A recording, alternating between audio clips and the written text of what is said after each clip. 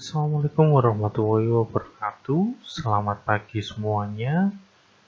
Masih di mata kuliah manajemen kearsipan. Di pertemuan sebelumnya kita sudah membahas sedikit teori mengenai manajemen kearsipan. Di minggu ini kita lanjutkan materinya ya, tetap di sekitaran teori mengenai kearsipan. Apa aja yang akan kita bahas? Kita bisa lihat di slide yang berikutnya. Oke, yang pertama kita akan membahas mengenai macam-macam pengarsipan. Nah, pengarsipan ini menurut fungsi arsip dalam Undang-Undang Nomor 7 Tahun 71 itu ada dua. Yang pertama adalah arsip statis dan yang kedua adalah arsip dinamis.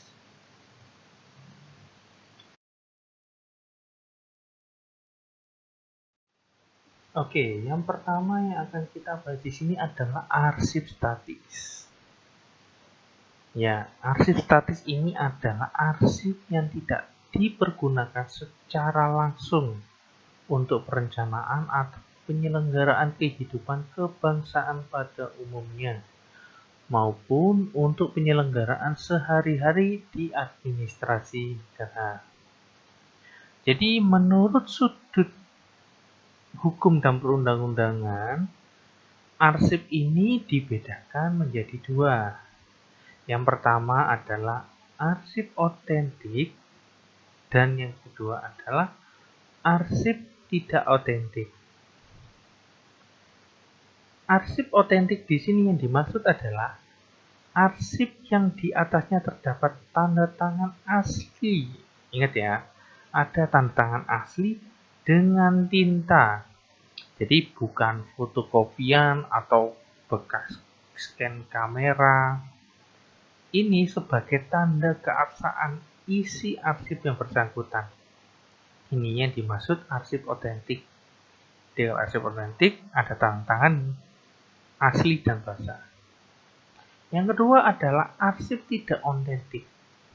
Jadi arsip tidak otentik ini yaitu arsip yang atasnya tidak terdapat tanda tangan asli dengan tinta.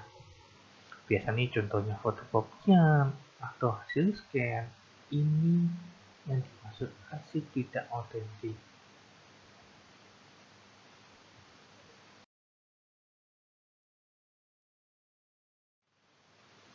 Oke, yang kedua di sini adalah arsip dinamis. Ini yang nanti akan sering kita bahas. Jadi arsip dinamis ini adalah arsip yang dipergunakan secara langsung dalam perencanaan, pelaksanaan, atau penyelenggaraan kehidupan kebangsaan yang pada umumnya atau dipergunakan secara langsung dalam penyelenggaraan administrasi. Jadi kalau arsip dinamis ini banyak macamnya yang dikategorikan menurut fungsi dan kegunaannya. Di sini ada 3. Yang pertama adalah arsip aktif, yang kedua adalah arsip semi aktif, dan yang ketiga adalah arsip inaktif.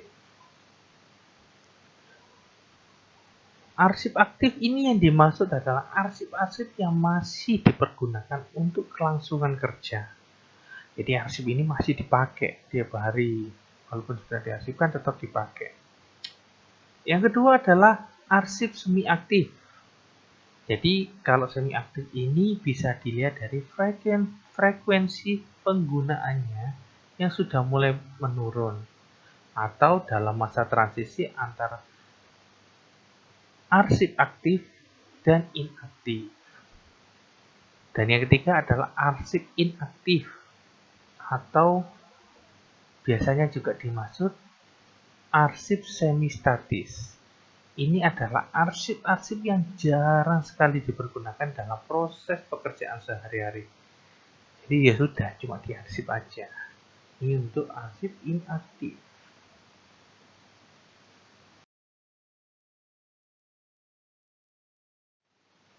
Oke, yang kita bahas adalah fungsi dari kearsipan. Jadi, fungsi kearsipan sendiri bagi organisasi merupakan penunjang untuk kelancaran kegiatan operasional. Jadi, melalui kearsipan ini, informasi dan data otentik dapat diperoleh dengan cepat dan tepat.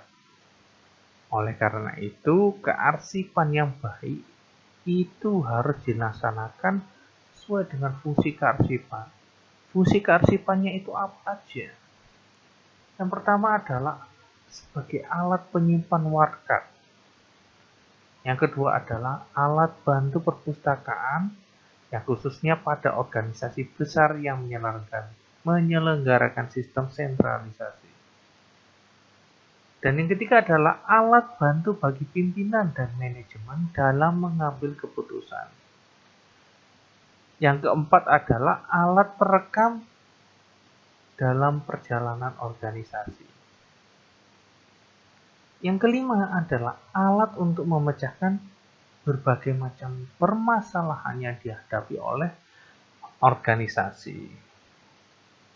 Yang ketujuh adalah alat untuk memberikan keterangan yang diperlukan bagi yang membutuhkan data.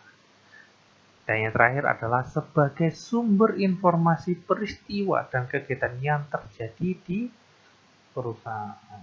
Ini adalah hal yang harus dilaksanakan dalam fungsi kearsipan.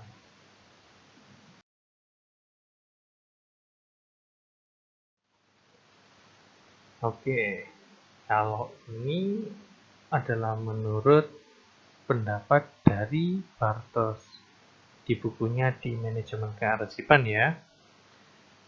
Jadi Bartos membagi menjadi dua dalam fungsi kearsipan. Yaitu yang pertama adalah arsip dinamis dan arsip statis, sama yang kayak tadi ya. Jadi arsip statisnya ini adalah sesuatu yang dipergunakan secara langsung dalam perencanaan, pelaksanaan, dan dalam penyelenggaraan hidup kebangsaan dan pada umumnya atau dipergunakan secara langsung dalam penyelenggaraan administrasi. Kalau arsip statis ini itu tidak dipergunakan secara langsung untuk perencanaan, penyelenggaraan kehidupan berbangsa dan umumnya maupun untuk penyelenggaraan sehari-hari. Jadi kalau ngomongin arsip ini adalah sesuatu yang hidup ya, terus tumbuh, terus berubah, biasanya seiring dengan tata kehidupan masyarakat maupun dengan tata pemerintahan. Jadi kalau sudah bahas mengenai fungsi tadi, bisa dilihat dua jenis sifat dan arsip secara fungsional. Yang pertama adalah arsip dinamis dan arsip taktis ya. Arsip dinamis sebagai bisa berubah nilai dan artinya menurut dari fungsinya. Kalau statis, arsip yang sudah mencapai taraf nilai yang abadi. Biasanya sebagai bahan untuk laporan pertanggungjawaban. Ini secara fungsional.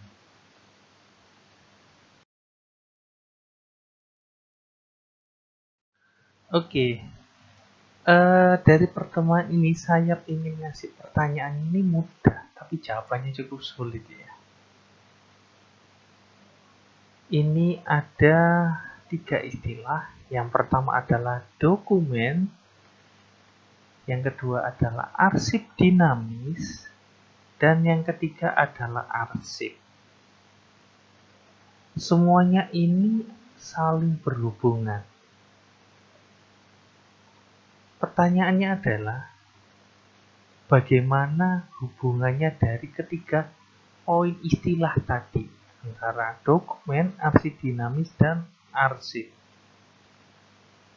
Jelaskan menurut pendapat kamu ya. Boleh kalian cari literasi, boleh pendapat secara pribadi, tapi yang penting adalah ketiga istilah tadi, dokumen, arsip dinamis, dan arsip, apakah ini saling berhubungan? Ketika mereka berhubungan, tolong dijelaskan antara dokumen, arsip dinamis, dan arsip. Kalian bisa langsung submit jawabannya di Google Classroom.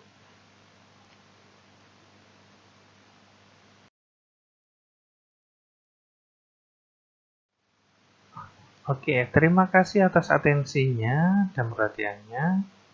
Jadi untuk pertanyaan tadi nanti saya akan bahas minggu depan.